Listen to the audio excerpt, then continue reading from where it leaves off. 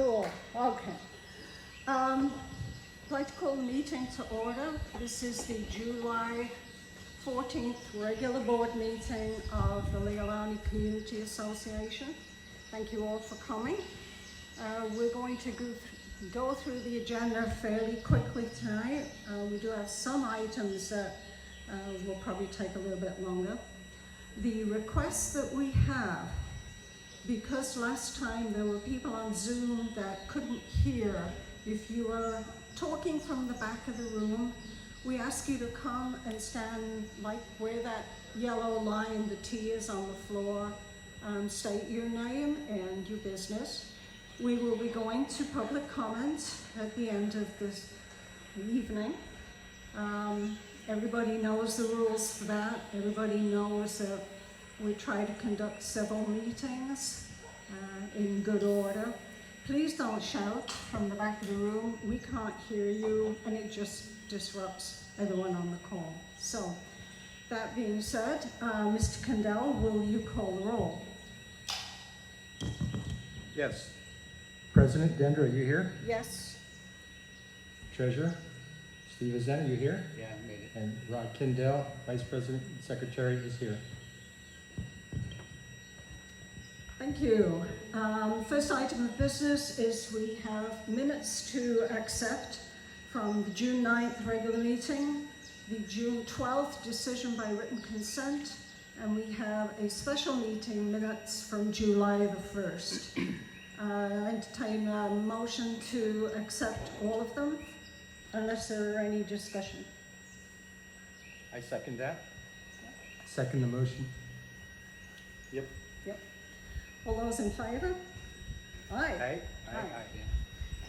Yeah. The minutes are posted to the website for anyone that wants to read them.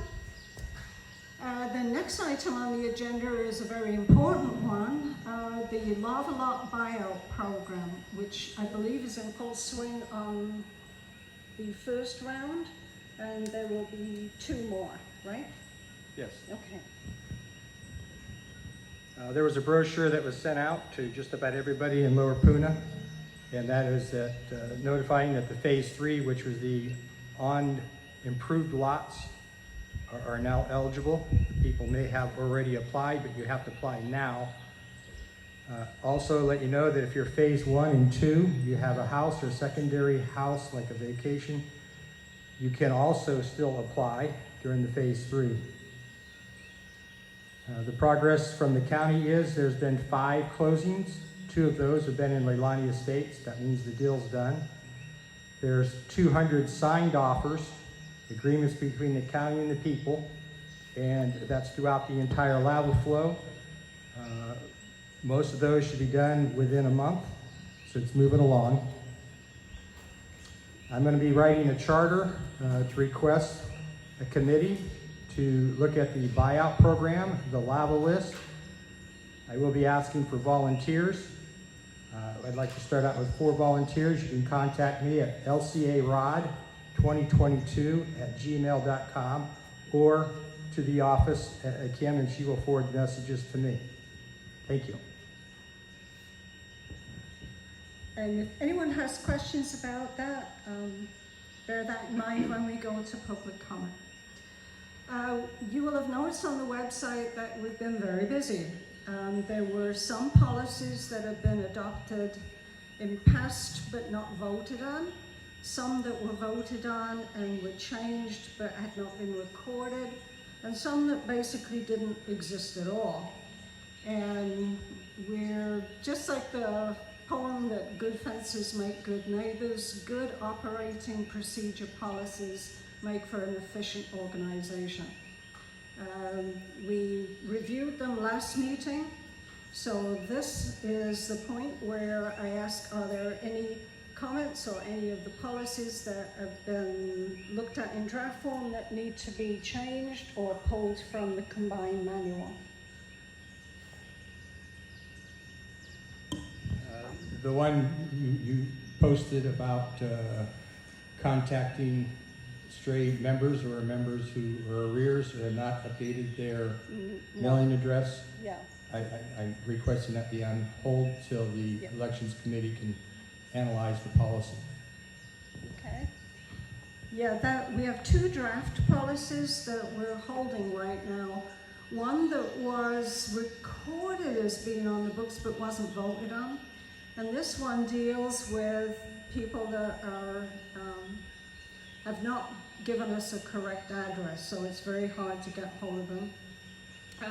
The other one was about people that are in very serious arrears, and we're looking at that. So that is not at the moment included in the combined policies manual. So by consensus, do we adopt all of those policies? Yes? Yes. Yes. I want to table it till we can go do them some more.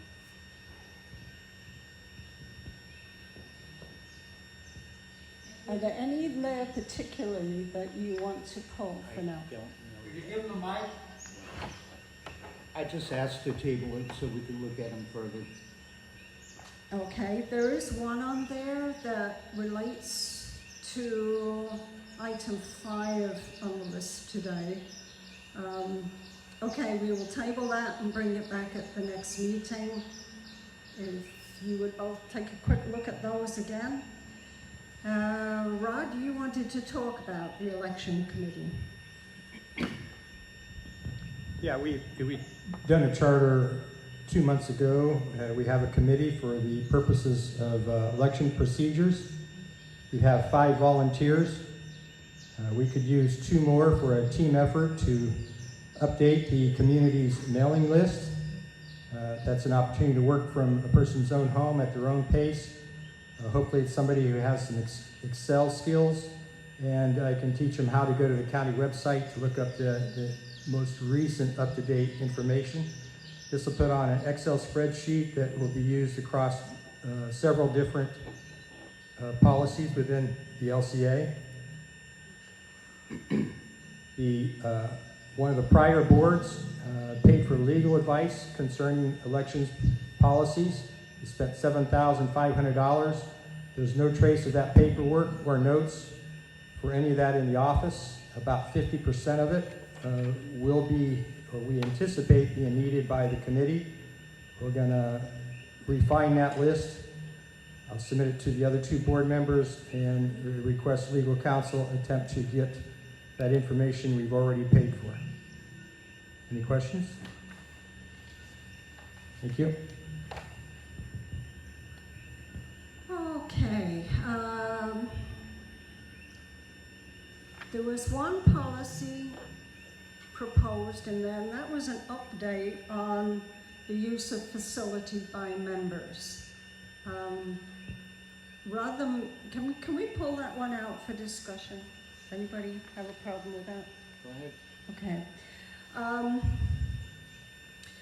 When people ask to use the facility after hours in the evening, where is Greg? Has to come out, and assuming that everything goes well and he doesn't have cleanup or anything to put right, we think it's fair. If you reserve the pavilion or the hall right now, there is a refundable deposit. And, 99.9% of people are good about how they use the facility.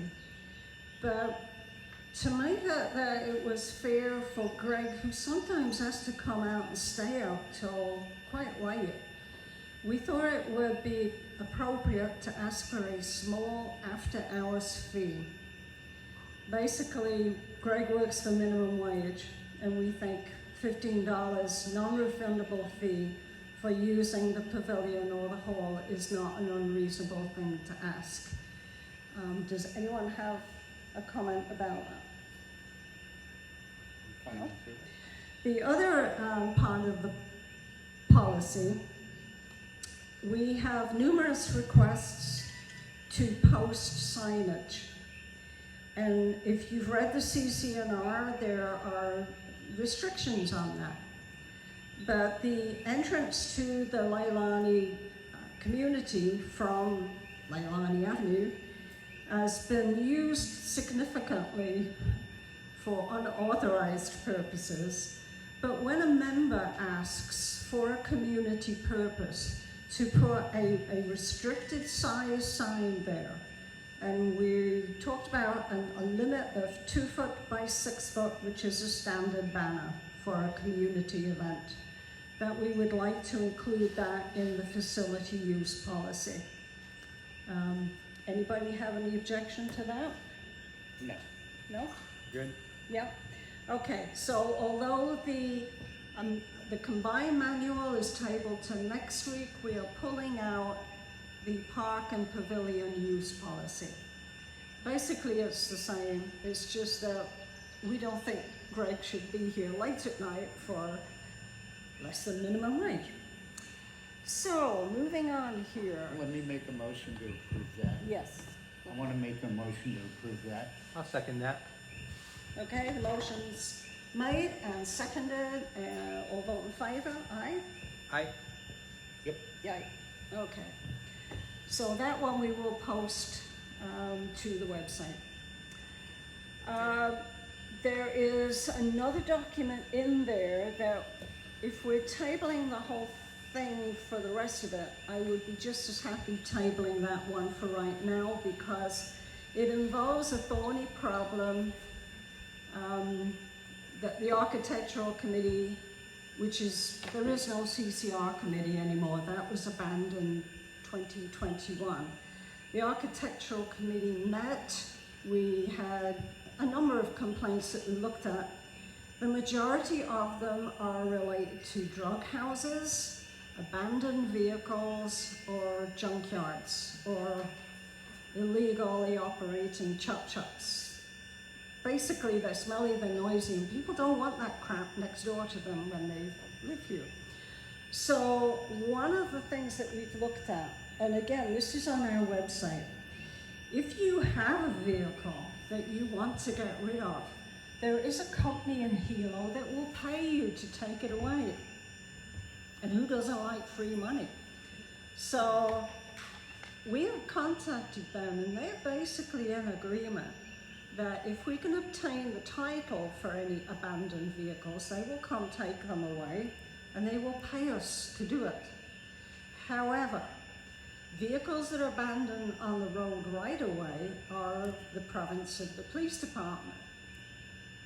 Vehicles that are abandoned on private property, especially when it's somebody that isn't living there, when it's a vacant lot, and you suddenly find you've got 10, 15, 20 junk vehicles piled up in there. This is a health issue. It invites crime, and people have been complaining about it. So we have put together a policy. It's an expansion on the one we already have, which allows us, under certain circumstances, to evict squatters. The homeowner, the property owner, gives permission for someone to go in, specifically law enforcement, and evict people who shouldn't be living there.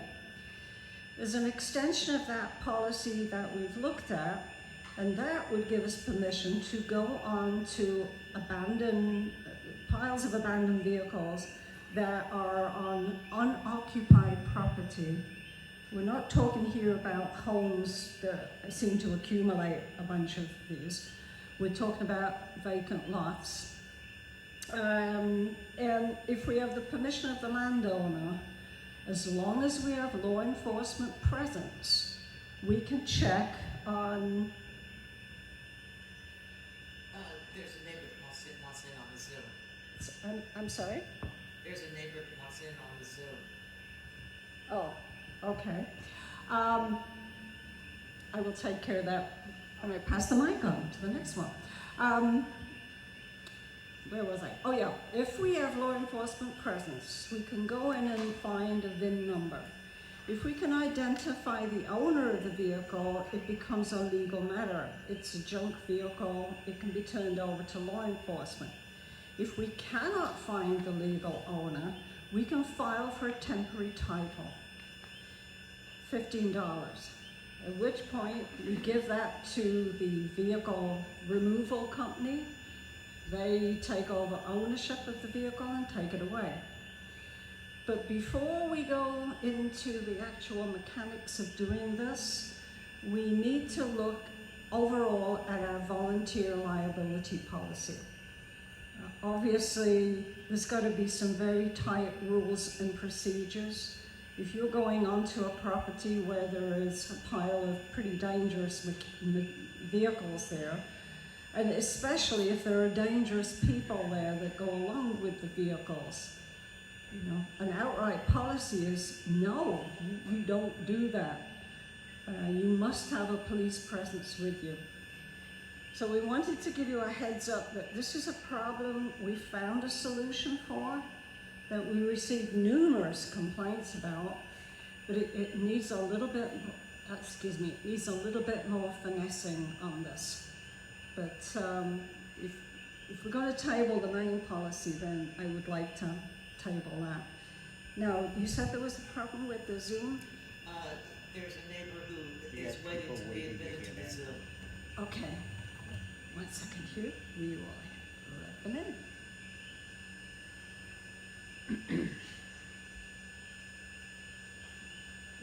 Okay. Thank you. Okay. Oh, in that case, we can move on to the next item. I can't hear you. I'm sorry. Can we talk about the cars just another minute? There's a place on Malama, Yeah. 1168, everybody knows it. There's like 10 abandoned cars that were hauled around the back. How can we start getting rid of those? I really literally can't hear you. Okay, there's a place on Malama, I think Oh. it's 1168. Yeah. There's 8 to 10 abandoned cars hauled around the back that took out the driveway. How can we start trying to get those out of there? That's one of the reasons for trying to develop and put this policy into a legal footing. I can't tell you how many complaints we've had about properties in that area, and that's not the only one, so. No, but how do we start? How do we start? Yeah. Well, we really seriously need to re-examine that policy, and we need to have legally good restrictions and training in place for people. You can't go on by yourself, you have to have law enforcement I with you. know. Yeah. So how do we do that? How do we do that? Yeah. We talk to law enforcement. Okay, so should we do that or do you guys do No, the procedure is contact the architectural committee. We receive the complaints, and I'm trying to think, the report is down here for this last meeting that we had. There were several that we dealt with. that? Okay, So that's the procedure. Send us a complaint, to architectural, the architectural committee. okay, And through the website where it says contact the board, okay, send us an email on that form and write the complaint in, or you can go to the office and pick up the complaint form, fill it out, leave it there, we will pick it up and deal with it. this office. Yes. Okay, because I know there's like 8 cars back there, I've gone back and counted them. So that would be a lot of money for us, right?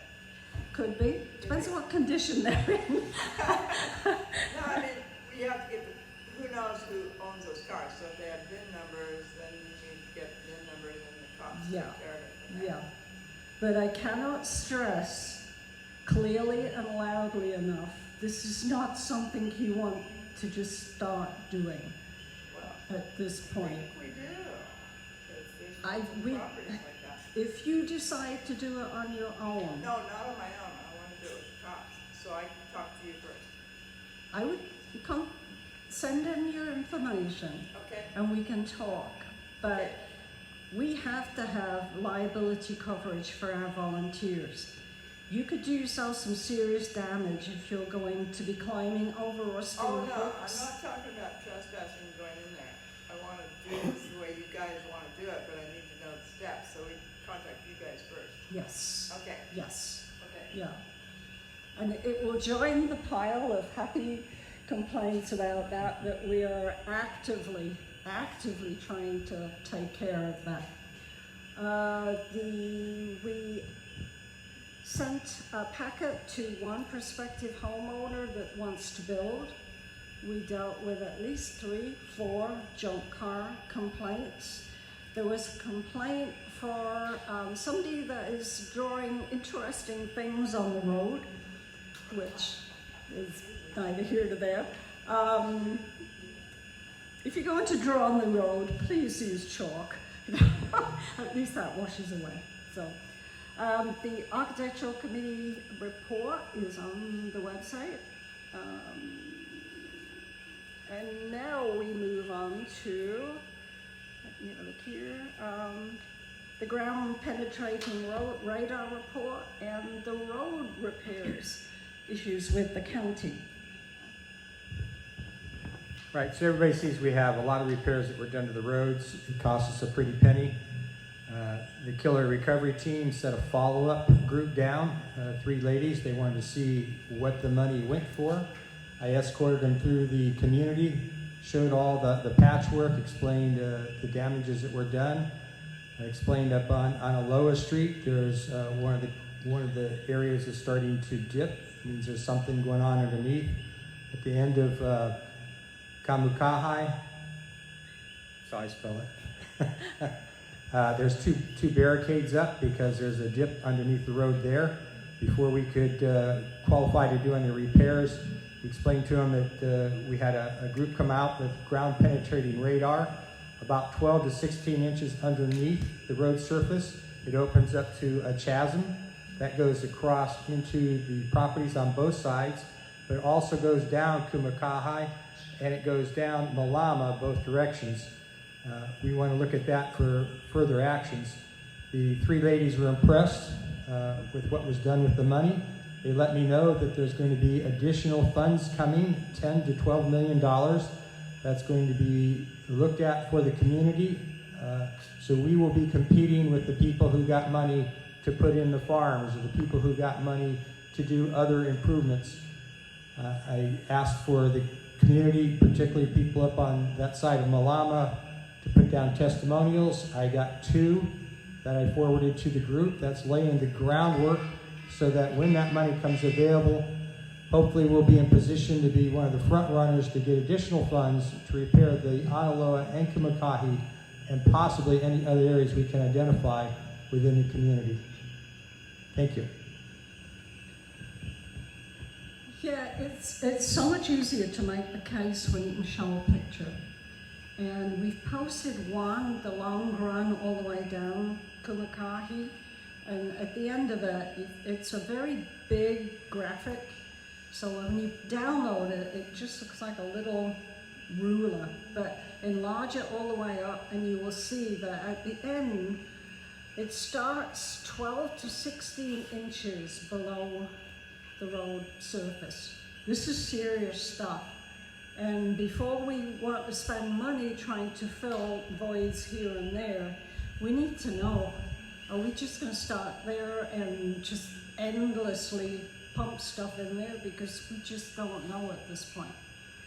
We've identified that, but where does it join into other voids in that general area?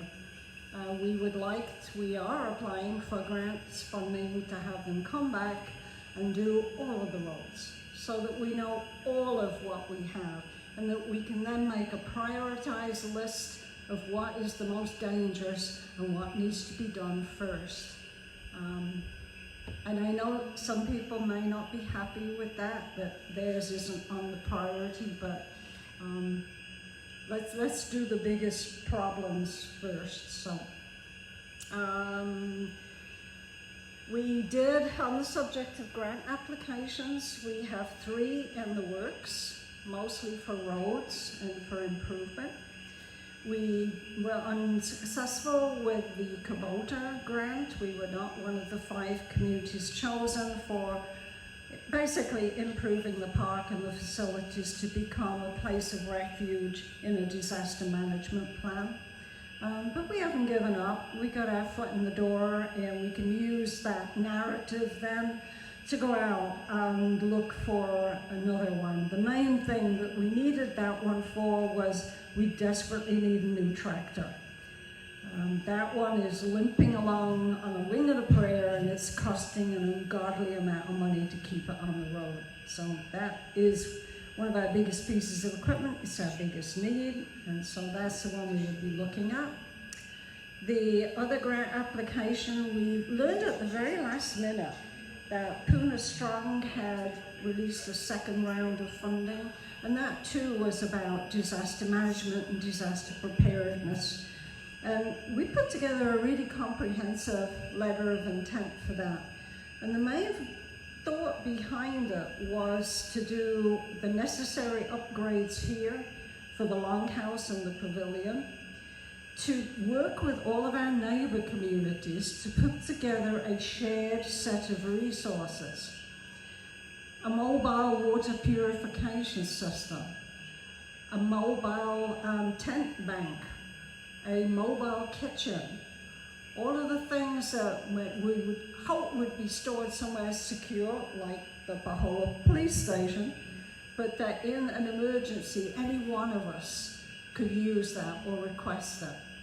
And we thought that was a very good possibility, and we haven't given up on that one either, because there are other sources of funding for that.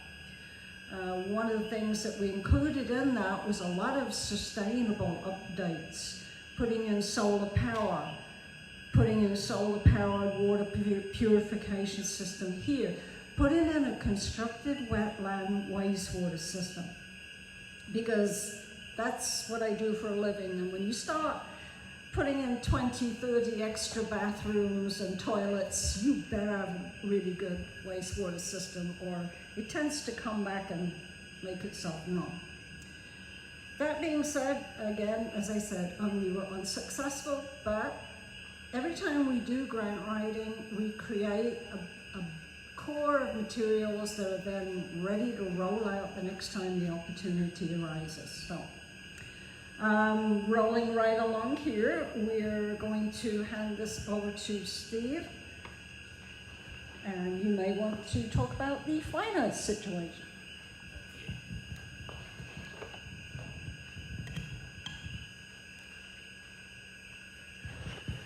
So, just on our financial situation, right now our bank accounts are frozen at the Bank of Hawaii. We do have enough cash coming in and enough in the bank to pay our bills. We just need to get over this issue of ownership so we can pay our bills. I went through the budget, I looked through the accounts receivable, accounts payable, did a yearly summary. We're in pretty good shape. But again, we've got the issue of ownership. We've got 3 former board members laying claim to that. When they back off that, we could pay our bills, we could run payroll, and that's about it. So posted to the website is a review of where we are at right now.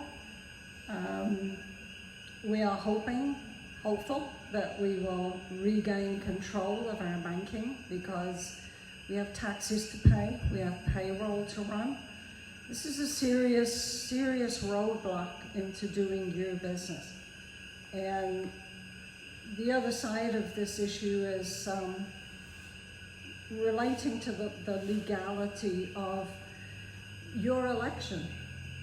You came out in amazing numbers and voted and made yourself heard and expressed your opinion. And we have tried to make the case, and I think we've made a very forceful case, that this isn't us doing this. We are your board.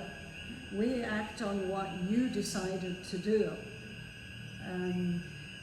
Actually, in our audience tonight is our corporate attorney, Barry. Did you wish to say a few words? Hi folks, I'm Barry Pinman. Microphone? Sure. Not that I need one.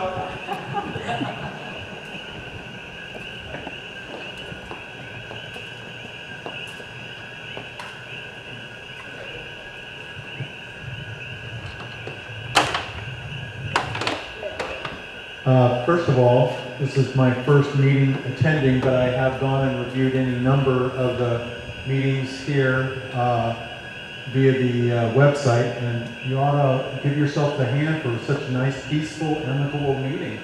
So it's wonderful to see. We're in a situation, hopefully, going towards a resolution.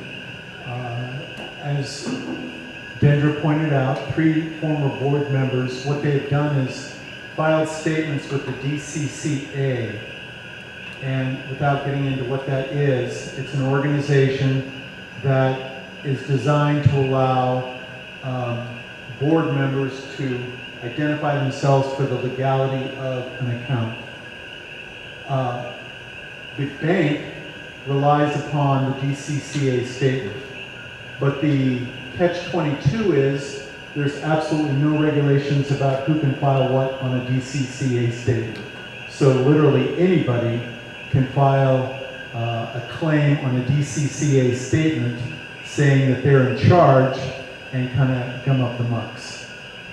So what we're trying to do is to, in the least aggressive way possible, resolve this. But the bank holds the money, and they are in a position of saying, we don't know. Of which my position is always, sure you know, it's right there, it's in black and white, there's an election, and you know that these 3 claimants are not true. But nobody wants to put themselves in a position of actually having to take a stand. So what we're hopeful is that these claims will cease and desist, and you can all go back to a relatively peaceful, normal process where the money comes into the bank and the checks are able to get written. If that isn't the case, then there'll have to be some legal processes that are just unavoidable. And I don't want to get into that in a hypothetical, but just to say the board is prepared and we're ready to take whatever action is necessary in order to keep this as clean as possible. And I do want to assure the community that we're taking the least aggressive, least expensive way possible to try to resolve this matter. Thank you. Thank you. Question? Are any of the actions by any of the previous 3 board members that were voted off criminal? And if it is, prosecuting the 2?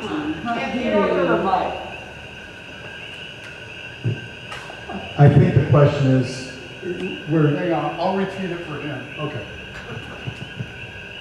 Are any of the 3 board members, are they facing criminal charges? And if so, has the prosecuting attorney for Hawaii County been asked to investigate what's been going on in our community? Is that good enough? I don't know, you're doing it for Zoom, I hope, and everybody else. The answer to that question is that it's a process. So there's, in my opinion, what they're doing is clearly wrong. But that's a big difference between my opinion about what they're doing is wrong and having the Attorney General actually prosecute a lawsuit. I can tell you this, that if the 3 members continue to file further DCCA statements, there's a legal process that we would have to initiate called declaratory relief. We would have to file a claim to say, resolve this issue with the DCCA, and the Attorney General's office has pretty much stated that in the absence of doing this administrative process, they're not going to pursue it, which is typical. Prosecutors do not want to, like a lot of government agencies, do anything that they really don't have to, and so we use the term, it's not ripe yet. So The short answer is not yet, and I hope it never comes to that. But the long answer is it is on the table, and we're trying everything we can to avoid it, to make those kind of claims. But it is certainly been discussed, and we're prepared. Yes. Have the six neighbor members come together more than once to try and resolve this issue? Pardon me again? Have these three and the other three ever come together more than once to try and resolve? Right, so the question is, has there been a meeting of this three and those three? And I have advised not to do that. My advice, my legal advice, of several decades is you just don't negotiate with people who are trying to put a stick in the spokes and who are acting outside the bounds of their authority. And I don't think you have to be any expert to see that there was an overwhelming vote to have these folks removed from office. And that election seems to me, whether you want to look at it from a strictly legal process or a common sense process, but most importantly a community process, the community spoke. And so given that expression of the community, I have absolutely advised the board not to negotiate with them. I think that that's completely improper, and that would be a bad direction to go. And in fact, I wouldn't really continue to work with people that want to negotiate with somebody who is holding you hostage. Is there an ETA on when the further action would be taken?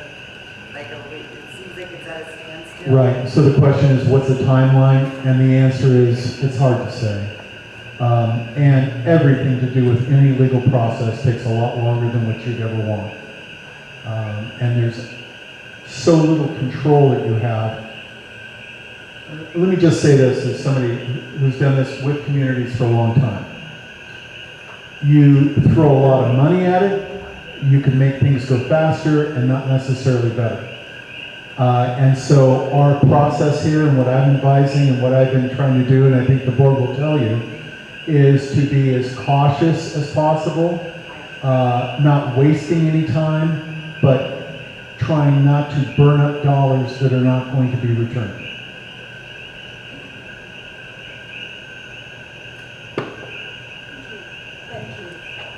Thank you. Are there any more questions from the floor? I'm not seeing any coming in over the Zoom chat window here. In the accents. Just 1 second. Somebody joined late, very late actually. There was a question. Okay, the question is this going to end up in court like the never-ending lawsuit we already have? Please, hold on. Okay.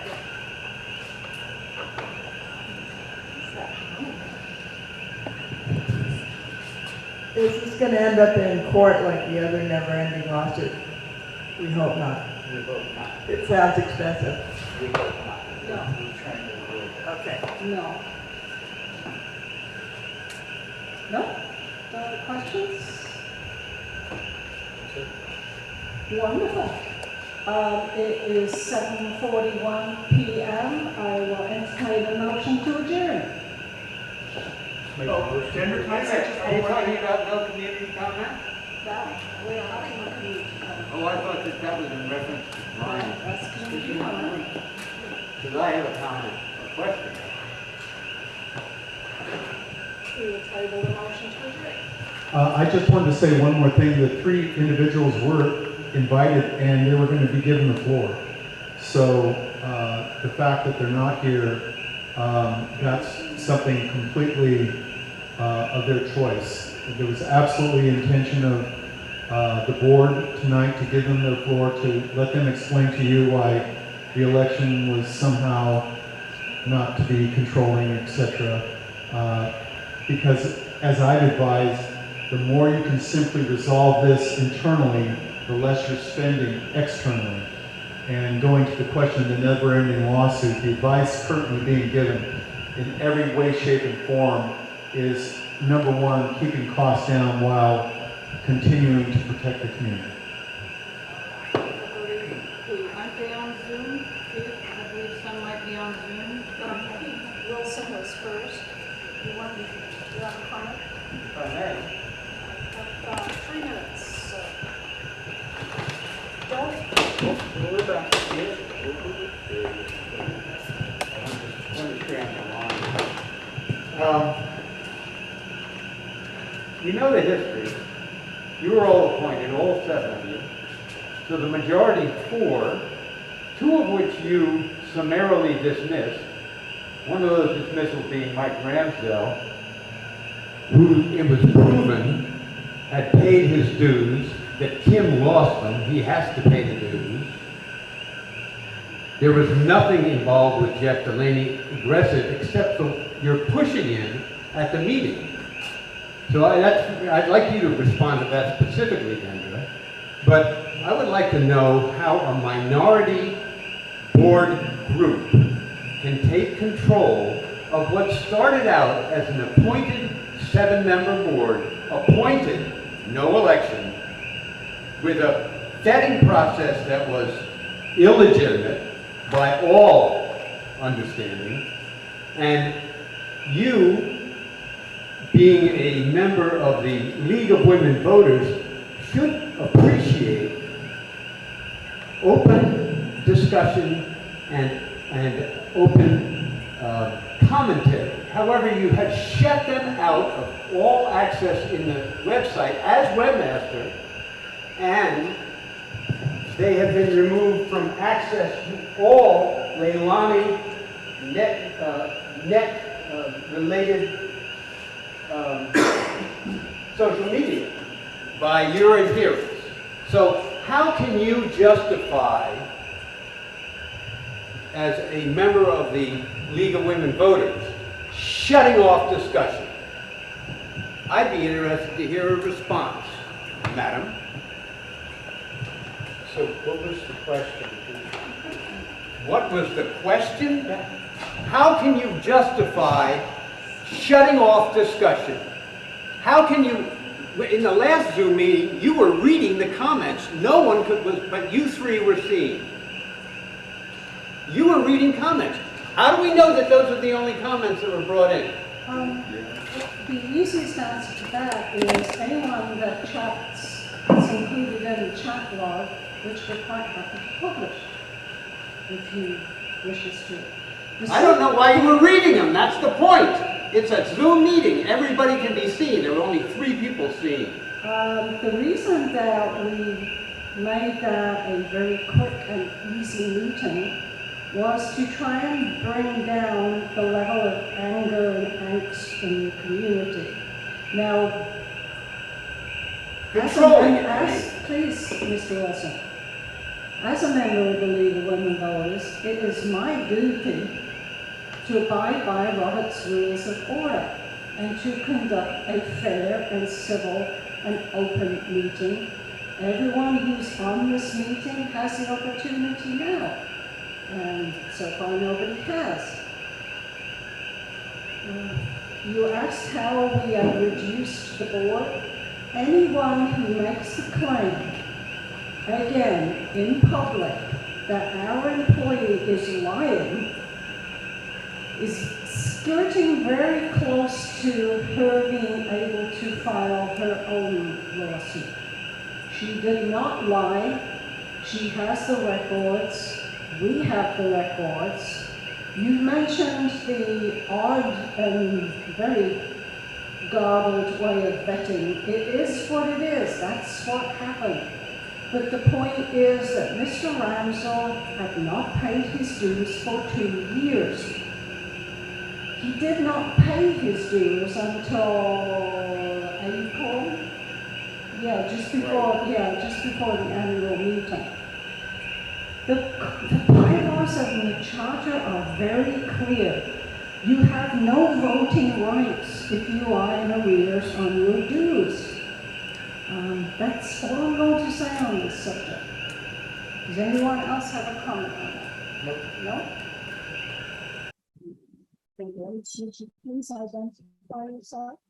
Hi, my name is Marianne. I sent a letter and asking for a response tonight, and I was hoping I could read it. Aloha, Dendra, Rod, and Steve. I'm trying to email versus using the website and hope to receive this. I have a few questions I hope you can answer at this board meeting, July 14th. First, I wanted to give a shout out and thank Jim Penny for doing the research last year on the air dryers, and to Michael Halanio, for installing them in public bathrooms. There's so much less for others to sleep up on the weekends, and the toilets haven't been plugged to the best of my knowledge. Also, mahalo to those who donated plants and volunteered to plant them in the playground area to save LPA a few dollars. Ross Stadnick, Bill Benny, myself, and Jim Penny. A few others have helped me read their since then. Last year's board was selling the old bulletin we have in the stores. I'd like to have Michael reinstall that up here and put the bus schedule there for us, somewhere between the pavilion. This wasn't talked about. It would be nice if you guys would arrange for a monthly talk story in the pavilion and ask everyone to bring ideas of different kinds of committees, encourage community togetherness, besides what Neighborhood Watch does, for example. It goes on here. Schedule a work day. We could work with Michael, haul debris, something I'd like to do. The bookshelves in the office I've talked about. We'd love to have some refreshment done there. And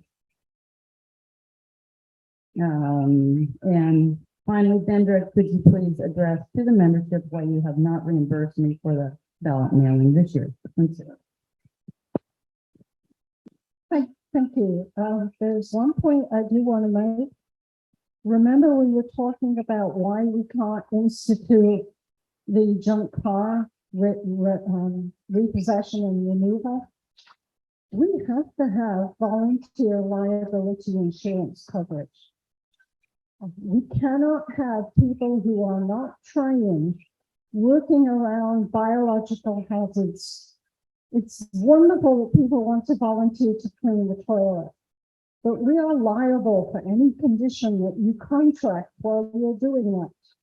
So please don't do that until we have that in place and until we can do biohazard training for that. The issue with why we have not addressed that, this is public comment, and you are more than welcome to come and read that. Thank you for doing that. The issue with the press invoice, I'm going to hand to Steve. So, Marianne, a couple of things. On the bulletin board, there's one right by the front door. Correct. We have one here in the Okay.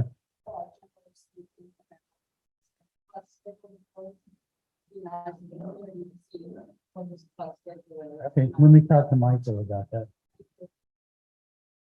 And by the way, in January, Ken said that Michael, everyone that was on that list was had paid dues, so he was the one that was incorrect on my grand's bill. Okay. The bookshelf being refreshed. We've got a volunteer that wants to go ahead and take that and work on it. And Stephanie, she is out of town right now, but she's all over that. She contacts me about once a week. When she gets back in town, she wants to do that. As far as being reimbursed for the mailing, was that ever voted by the last board? I would like to discuss that in detail. I followed, I could go to the email or correspondence between Vendor and I. I was following the suit of what was done with the ballot mailing. I was asked to do the election mailing. I conferred with Greg. He sent me. Do we have minutes on that that approve the mailing and approve the budget? I don't believe, I approved Greg mailing out the assessment when he did, but sure when they mailed together, it would save a lot of time and expense. And I was doing, So that would be a no. I was doing what I was asked to do. Okay, I need something in the minutes Okay. that said it was approved for you to do that mailing and the dollar amount was approved that you would be reimbursed in the meeting. If it's in the minutes, it is. If it wasn't voted on, it wasn't.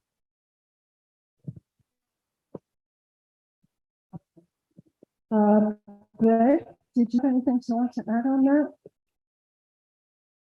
It's definitely not in the minutes because we did not approve it. Can you come up, please?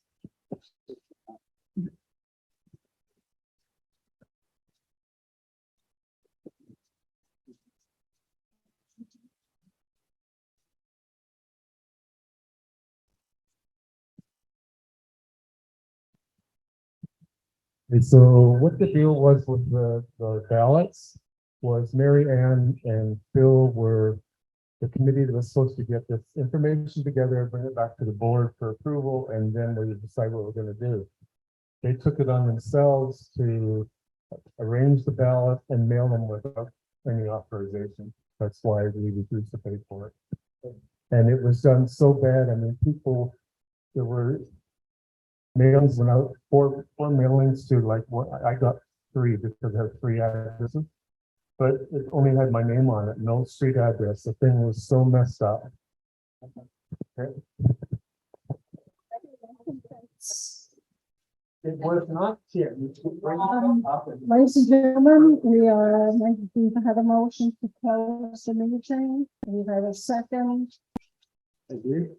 Yep, meeting is adjourned. Thank you. Hey, you know, all the people who are in the years did the last time.